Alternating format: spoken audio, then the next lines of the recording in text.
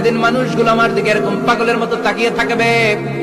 আমি আমার সৌন্দর্যের আলোকচ্ছটা সেদিন আর গোপন রাখবো না, জান্নাতীদের কাছে আমি আমার সব প্রকাশ করে দেব। আল্লাহর সৌন্দর্য, ওনার অস্তিত্ব, উনি দেখতে কেমন আমরা কেউ জানি না।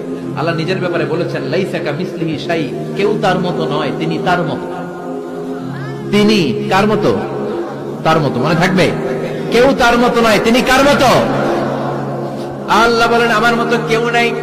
আমার সৌন্দর্যের বর্ণনা কেউ জানে না। হাত তুলে জান্নাতি বলবে, আল্লাহ সব পেয়েছে, আপনারে পাই নাই। আল্লাহ বলবেন, ঠিক আছে ঠিক আছে, আমার নূরের তাজাল্লি আমি এখনই তোমাদের উপরে দেব। সুবহানাল্লাহ। আল্লাহ জান্নাতের ভেতরে বিশাল কনফারেন্স রুমে সব জান্নাতীদেরকে ঢুকাবে। সামনে থাকবে বিশ্বনবী, সবার সামনে সিংহাসনে। তারপরে অন্যান্য নবীরা, লক্ষাধিক পয়গম্বর বসবে, সিদ্দিকিন, সুহাদা, সালিহিনরা বসবে। এরপর আমরাও বসবো ইনশাআল্লাহ। পড়েন, থাকতে চান ওই কনফারেন্সে? থাকবো না আমরা? দেখবো না সেদিন আল্লাহর সৌন্দর্য?